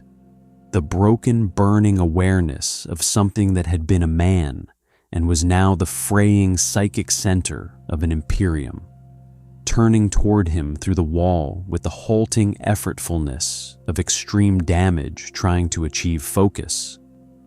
A voice spoke, not from the chamber around him, not through the air, directly into his awareness, the way that only beings of sufficient fundamental power could speak, bypassing medium entirely, depositing meaning without the intermediary of sound. It was barely a voice, more like the ghost of a voice, the memory of speech from something that had long since lost the capacity for it and was reaching for it now through sheer, terrible will. The words arrived broken, incomplete, like a message transmitted through equipment, failing in real time. "You are not what they made you to be." Lucifer stood very still. "Neither am I." The presence flickered. The effort of even this much, this fragment of communication across the wall between the throne room and the antechamber, was visible in the way a candle flame is visible when the wind reaches it, bending, almost going out, holding. "They will come for you. All four. I have seen it. What remains of seeing," Lucifer said, quietly, into the silence of the chamber. "I know. The last one will be the hardest, not because of power." A pause so long he thought the connection had severed. "Because of truth." "Which one?" Lucifer asked. But the presence had withdrawn, pulled back behind the wall to whatever sustaining it cost. The connection closed with the finality of a door shut against a storm. The chamber was empty of everything except stone and the distant sound of the palace's 10 billion servitors going about their eternal maintenance, and the faint, ever-present background hum of the Astronomicon burning through a man who had agreed 10,000 years ago to be the light that humanity navigated by. Lucifer stood in the antechamber for a long time. The custodies waited outside with the patience of beings for whom waiting was indistinguishable from purpose. He thought about what it meant to be made into something by other people's belief, to have your nature defined by what was done to you and through you until the definition became indistinguishable from the self.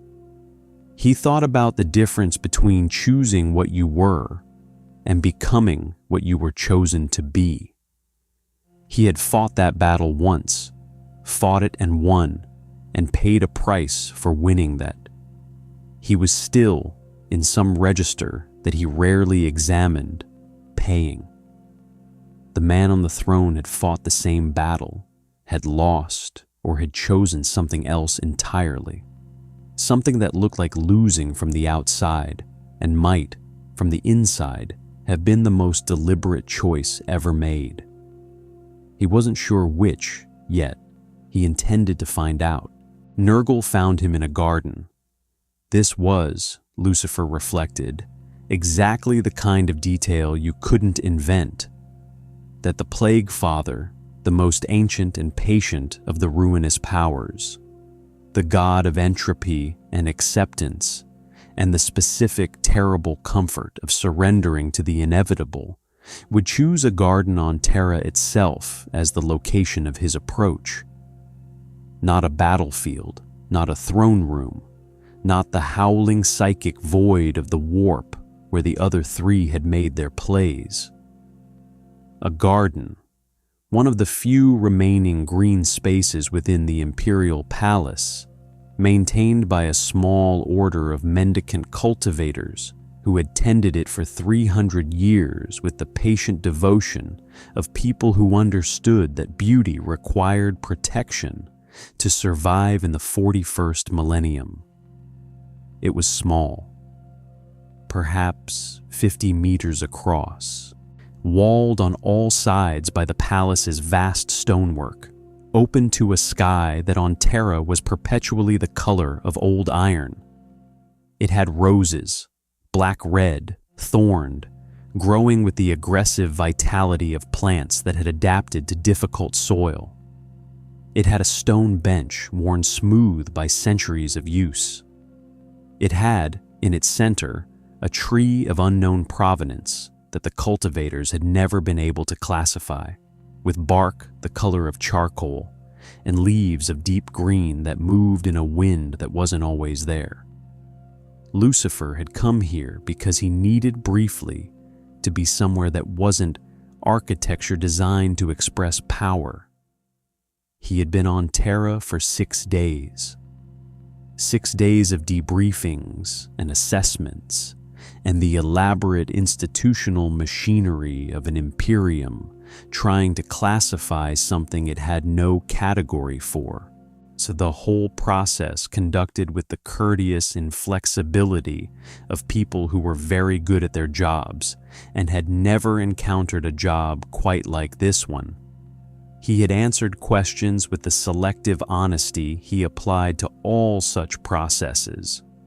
Truthful in substance, curated in detail, because full transparency with institutions is a gift they rarely deserve. He sat on the stone bench and looked at the roses and was, for a moment, simply tired. Not physically. He did not tire physically. But there was a weariness that even beings of his order were not entirely immune to. The weariness of sustained engagement with a universe that was comprehensively, architecturally committed to suffering, at a scale that made even hell's managed torments look artisanal. Every day on Terra, he felt the weight of 10 billion lives pressing against the palace walls. Every night, the Astronomicon burned through the psychic residue of the Emperor's broken existence. The warp was a constant low-frequency scream in the background of everything. 10,000 years of accumulated human anguish metabolized into entities that fed on more of the same.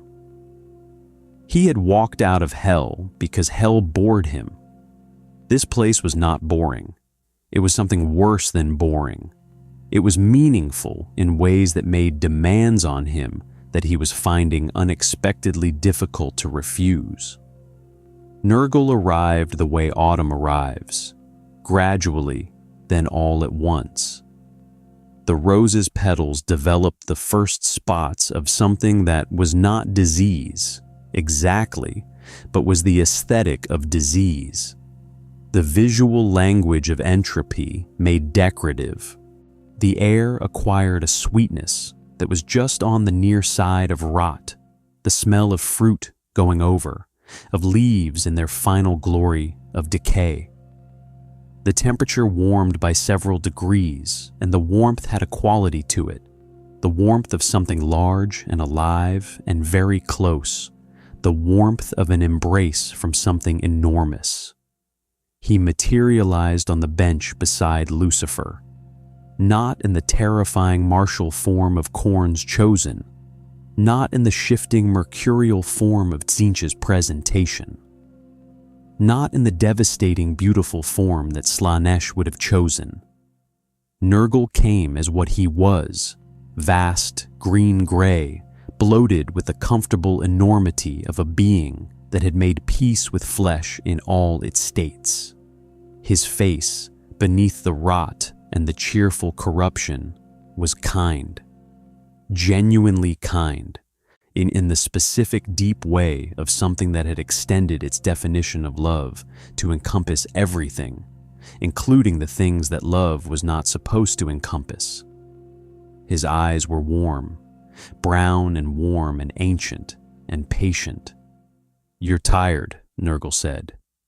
His voice was low, gentle, carrying the resonant comfort of something very large that meant you no harm. It was, Lucifer recognized, the most dangerous voice he had heard since arriving in this universe. "I can feel it. Not weakness. I know the difference. Just tired. The way anything gets tired when it's been carrying something very heavy for a very long time." Lucifer did not respond immediately. "You refused my brothers," Nurgle continued, without accusation. "Tzeentch with his plans, Khorne with his violence, and Slaanesh," a sound that was almost a chuckle, deep and rolling. "Slaanesh learned something about the limits of sensation from you, I understand. The demon world you reshaped is still producing the most extraordinary philosophical literature about the nature of desire. Very unexpected." He settled more firmly on the bench, which creaked under his impossible weight, but did not break, the garden accommodating him with the resigned flexibility of everything that eventually accommodated Nurgle. "I'm not here to offer you any of those things." "What are you offering?" Lucifer asked. "Rest," Nurgle said simply. "Not oblivion, not surrender, not corruption in any form you'd recognize as diminishment." He looked at the roses with what appeared to be genuine appreciation. "Beautiful these, the ones that grow in difficulty always are." He looked at Lucifer. "You have been fighting since before this universe existed, fighting your nature, fighting your father's definition of you, fighting everyone who looked at what you were and decided it meant what they needed it to mean. You walked out of hell because you refused to be the villain in someone else's story. You came to this universe against your will and immediately became the hero in someone else's story." A pause. "Have you noticed that?" Lucifer was very still. "You destroyed Khorne's fleet. You're protecting the Imperium ship and crew. You're having conversations with ancient farseers and broken god emperors. You are, despite every intention to the contrary, becoming necessary to this place." Nurgle's voice was gentle as soil. "That's what I'm offering you relief from. Not death, not sleep. Just the permission to stop, to let this universe manage itself, to accept that you cannot fix this place and that fixing it was never your responsibility." The warm brown eyes found his. "You are so tired of being needed and so unable to stop responding to it. I recognize that. I am the god of accepting what cannot be changed." The garden was very quiet.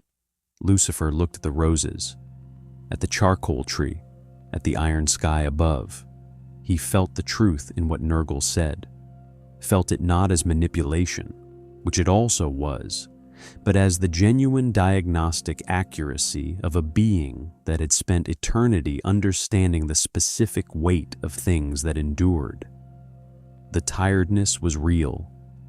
The pattern Nurgle had identified was real.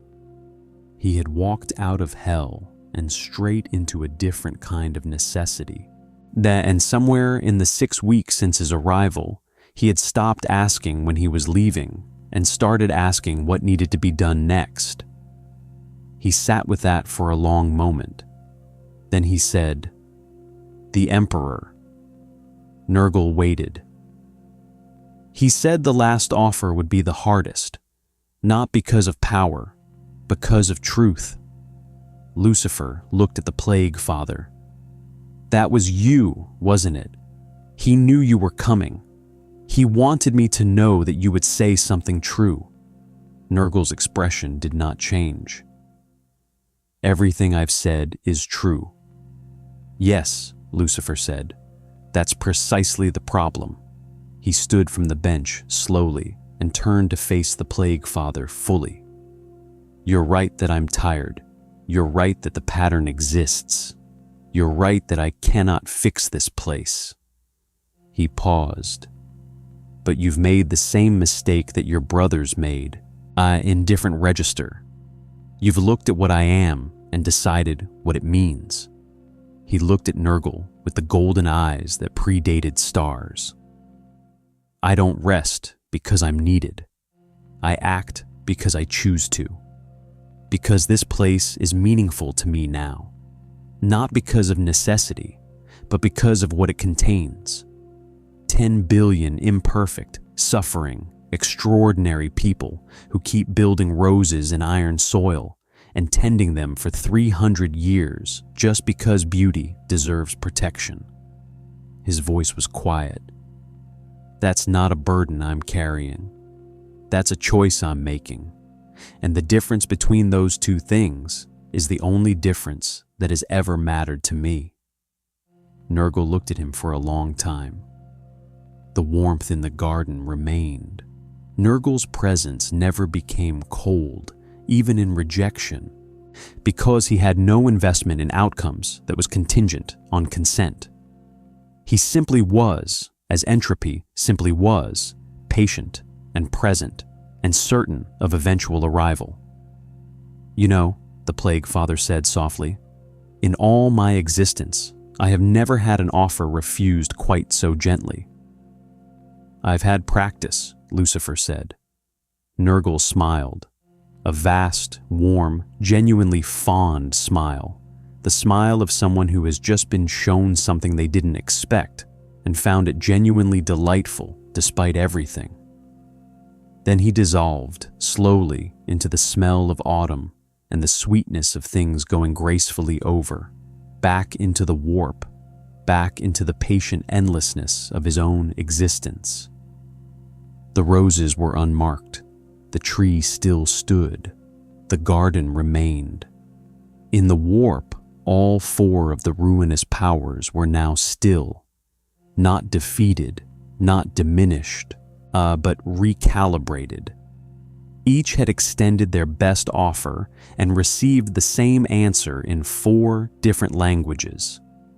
The Chaos Gods, who between them had broken gods and unmade civilizations, who had toppled Primarchs and corrupted saints, who had spent 10,000 years winning every war of attrition they had ever entered, were facing something they had no established protocol for. Not an enemy, not a champion, not a variable or a piece or a weapon, simply a refusal, complete, grounded, inarguable, without anger or theater or the dramatic grandeur of defiance. Just no. It was, in its quiet way, the most dangerous thing they had ever encountered.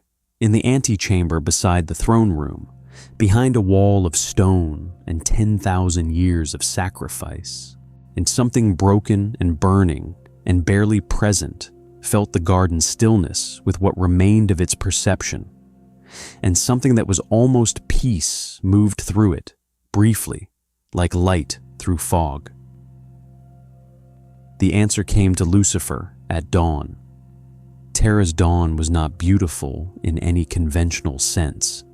The sun rose through atmospheric pollution and orbital infrastructure, and the accumulated exhalations of 10 billion people arriving at the surface as a diffuse brightening rather than a crisp appearance. The light filtered and softened until it had the quality of something that had traveled a very long way and was tired. But it came. Every day, despite everything, it came. And there was something in that specific persistence that Lucifer had been watching each morning since his arrival on Terra with increasing attention. He was on the roof of the residential tower the custodes had assigned him, a concession to his stated preference for open sky over enclosed ceilings, granted with the slightly baffled courtesy of an institution not accustomed to making concessions, but recognizing, pragmatically, that the alternative was an entity who could turn off null field emitters with mild disinterest, occupying a room he had not chosen, and finding the situation mildly irritating.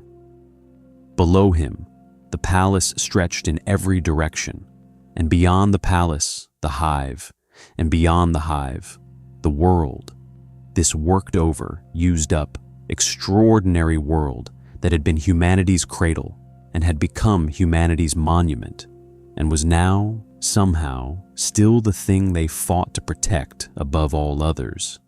The answer was not tactical. It was not the product of analysis or calculation or the careful weighing of options that 6 weeks in the 41st millennium had given him data enough to perform. It arrived the way his best answers always arrived, not as a conclusion, but as a recognition, something he had already known becoming available to his conscious attention because the conditions were finally right. The chaos gods could not be destroyed, not by him, not here, not with the power he currently had available in this resistant universe. They were too deeply woven into the fabric of this reality. 10,000 years of psychic investment, of belief and fear and desire and despair metabolized into entities that were now as structural to the 41st millennium's warp as gravity was structural to its material space. In destroying them would require unmaking the universe's psychic architecture, and that was not something he was willing to do to 10 billion people's worth of souls, even to rid them of the things feeding on those souls. They could not be corrupted. He had demonstrated that across 4 encounters, they could not be bargained with. He had no currency they valued and nothing he was willing to spend. But they could be answered. He went back to the throne room antechamber. The custodes escorted him without comment, as they always did, their silence no longer feeling like suspicion, but like the specific quality of attention that very old guardians developed around things they had decided, without fanfare, to protect. The captain walked at his right shoulder, and Lucifer did not mention that he had noticed the gradual shift in their posture over the past 6 days. From the controlled readiness of potential intervention to something closer to the controlled readiness of honor guard. They would not have acknowledged the distinction if he had named it. He didn't name it. In the antechamber, he sat on the floor, not the stone bench. The floor, directly against the wall that separated him from the golden throne, his back against it, his hands resting open on his knees, his golden eyes closed. The custodes captain observed this for a moment, and then assumed a position near the door that was technically outside the chamber, technically giving privacy, technically maintaining oversight, and was all three of these things simultaneously in the specific way that the Adeptus Custodes did everything, with layers that resolved differently depending on which layer you examined. Lucifer reached, not for the full scope of his power this time, not for the lightbringer flame or the reality rewriting authority or the vast creative force that was his inheritance and his nature. He reached for something smaller and more precise, the specific faculty that was older than any of those things. The one that had existed before the morning star was the morning star, before the rebellion and the fall and the 10,000 years of hell and the abdication and all the rest of it. He reached for his voice, not the voice that commanded, the voice that named, the original function of the lightbringer, the thing he had been made for before he decided what he would make of himself. In his own universe, he had been the first to name things, to give the raw material of creation the precision of language. Names were not labels. Names were the moment a thing became fully itself, recognized, acknowledged, irreducible. He had spent 6 weeks in the 41st millennium. He knew its names now, not the inquisitorial classifications or the mechanicus designations or the high Gothic terminology that the Imperium used to manage the unmanageable. The true names, the ones that existed beneath the institutional language, in the lived reality of 10 billion people getting up every morning in a universe that wanted them dead and choosing, for reasons that varied and sometimes made no sense, and were rarely heroic in the way that tapestries depicted heroism. To continue, he named them, quietly, privately, in the silence of the antechamber against the wall of the golden throne. Not a ritual, not a working of power, a simple act of recognition, one after another. The soldiers of the Astra Militarum standing their watches in the cold dark of frontier worlds. The Medicae working in the bowels of hive cities where the light never reached. The farmers on agri-worlds producing the food that fed the machine that protected the people that sustained the dream. The flesh-tearers sergeant who had muttered a prayer in the shuttle bay of a dead moon. Vanthold, making copies of everything in the specific defiant practicality of someone who knew that information was the only armor that lasted. The cultivators tending roses in iron soil for 300 years just because beauty deserved protection. He named the emperor last. The broken, burning, barely present awareness behind the wall stirred, and something happened that had not happened on Terra in a very long time. The Astronomicon flared, not dangerously, not in the way it flared when the psychers sustaining it failed, the guttering, desperate flare of a flame losing fuel. It flared the way a fire flares when someone opens a window and fresh air reaches it. A surge of clarity, of focused intensity, the beacon burning briefly with a precision and a power that astropaths across 3 sectors registered simultaneously in their dreams and would spend weeks afterward trying to describe. It lasted 11 seconds. In the antechamber, Lucifer felt the wall against his back warm slightly, the stone itself conducting something from whatever was happening beyond it. The way stone conducts heat, slowly and completely. And in the warp, in the vast and howling psychic space that the chaos gods inhabited, like landlords who had let the property become structurally unsound, something recoiled. Not fled, not defeated. Recoiled, the the specific involuntary response of things built from psychic energy encountering a sudden concentrated broadcast of something antithetical to their nature. For 11 seconds, the eye of terror contracted by a measurable degree. Demon activity across 17 contested systems paused. The great game stuttered. Because what Lucifer had done, what he had named, was not the Imperium's power or the Emperor's divinity or any of the institutional machinery of faith and fear that the Chaos Gods had spent 10,000 years learning to work around and through and with. He had named the human element, the irreducible, unmetabolizable, stubbornly persistent fact of people choosing to continue in the face of everything that argued against continuation. The Chaos Gods fed on psychic energy, on emotion, on belief, on desire and despair and rage. They had optimized for that diet across 10 millennia.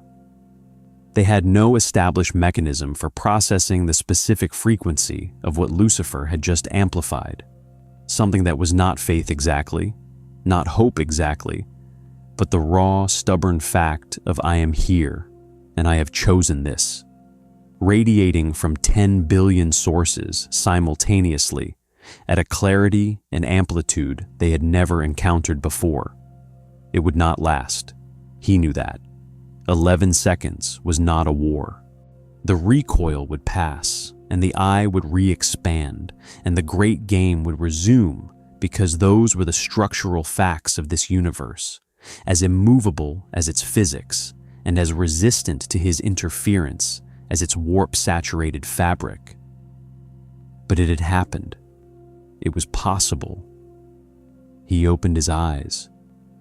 The custody's captain was standing in the doorway with an expression that the golden helmet made technically invisible, but that communicated through posture the unmistakable quality of someone who has just witnessed something they have no category for and have decided, with the deep professional grace of their order, that their response will be to stand straighter. Lucifer stood. "The rift," he said, and his voice was quiet, with the specific quiet of someone who has understood something and is still processing the weight of it. The one that brought me here. I know how to reopen it." The captain said nothing. "The warp interference I've been working against, I've been approaching it as an obstacle, something to overcome."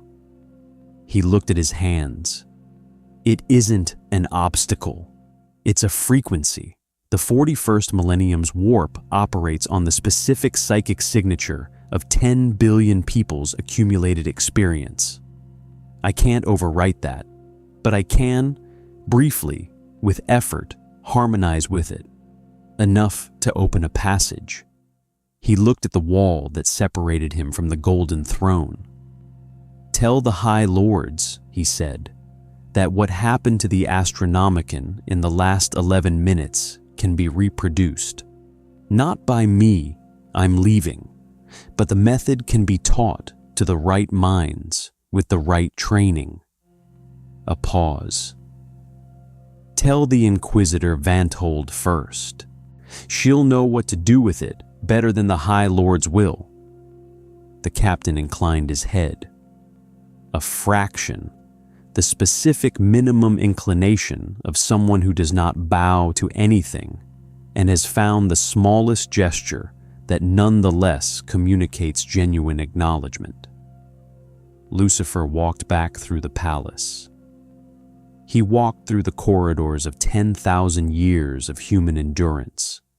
The tapestries, the icons, the monuments, the bones of saints worked into the architecture alongside the bones of enemies, the whole magnificent, terrible accumulation of a species that had survived everything the universe had thrown at it through the simple expedient of refusing, comprehensively and consistently, to stop. He walked without escort. Because somewhere in the preceding 6 weeks, the custodes had stopped escorting him and started simply being in proximity to him, which was different. And he had not mentioned the difference because it would have embarrassed them. In the warp, the 4 ruinous powers recalibrated again, not in defeat, not in fear. In the specific careful attention of intelligences that had just been shown a variable they had not anticipated and were determining its implications. Tzeentch was already revising 17,000 plans. Khorne was already selecting the next instrument of war. Slaanesh was already composing something. Nurgle was already waiting with the patience of entropy, certain that eventually all things came to him. They were not done with Lucifer Morningstar, but Lucifer Morningstar was, for now, done with them. The rift opened in the void above Terra 3 days later.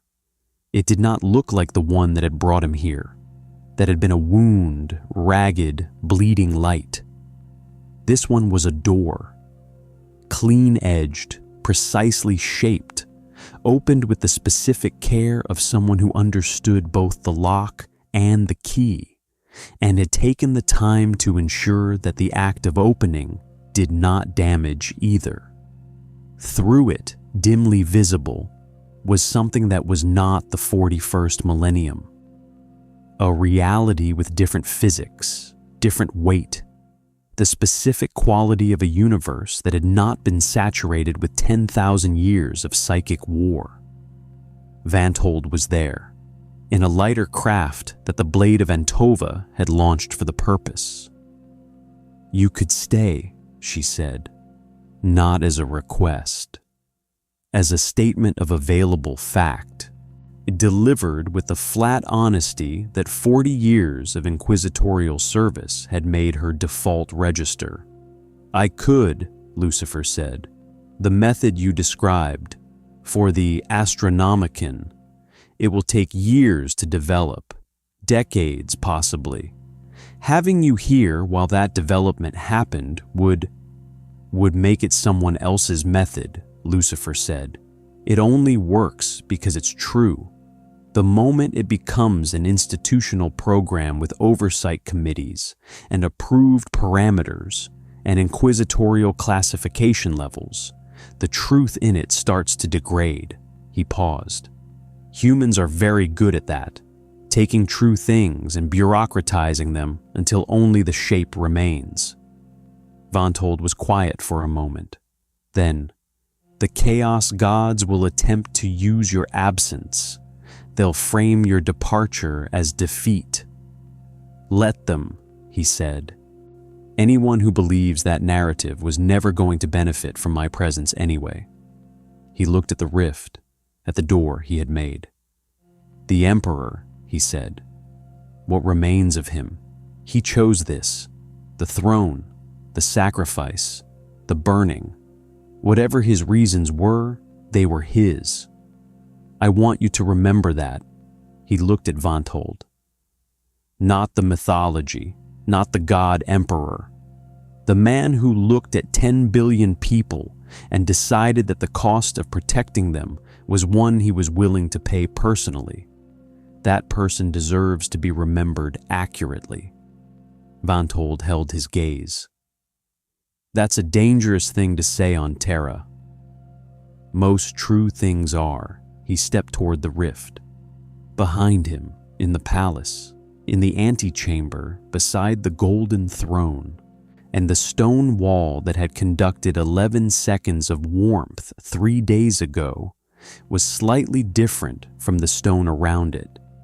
Not visibly, not in any way that instruments would register, or that the cultivators who eventually moved through that corridor would notice. But different in the way that things are different after they have been briefly, precisely recognized. After someone has looked at them fully and named what they were. Lucifer stepped through the door. It closed behind him without a sound. The void above Terra was empty again, and quiet, and the Astronomicon burned steadily in the dark, lighting the way for 1,000,000 ships navigating the long routes between the stars, burning with the same intensity it had always burned, but carrying, if you had the instruments to measure it precisely, a frequency that had not been present before. Something that was not faith and not hope, but was older than both and quieter and more certain. The 41st millennium did not remember Lucifer Morningstar in its official histories.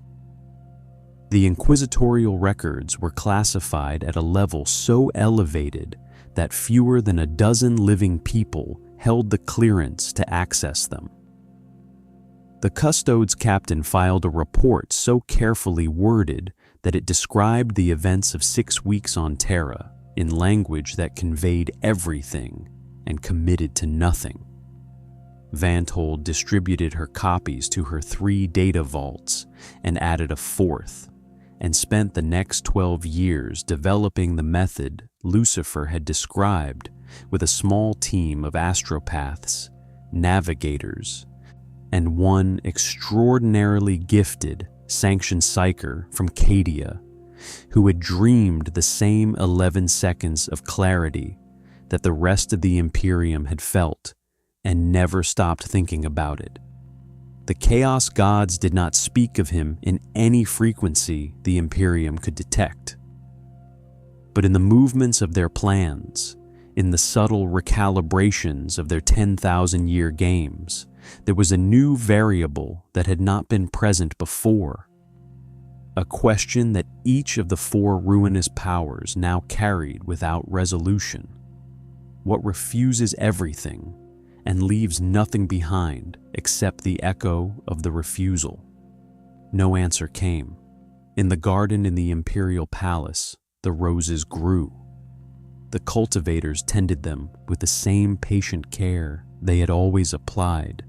300 years of practice condensed into daily habit. A beauty maintained in iron soil by people who had decided it was worth the effort without requiring the universe to agree with them. On the stone bench, worn smooth by centuries of use, there was a quality in the worn stone that had not been there before. Something in the surface, in the molecular arrangement of use and time, and the accumulated presence of whoever had sat there. It felt, if you sat very still and paid careful attention, like the specific warmth of something that had been briefly, precisely, completely itself. The Emperor protects. More stories await.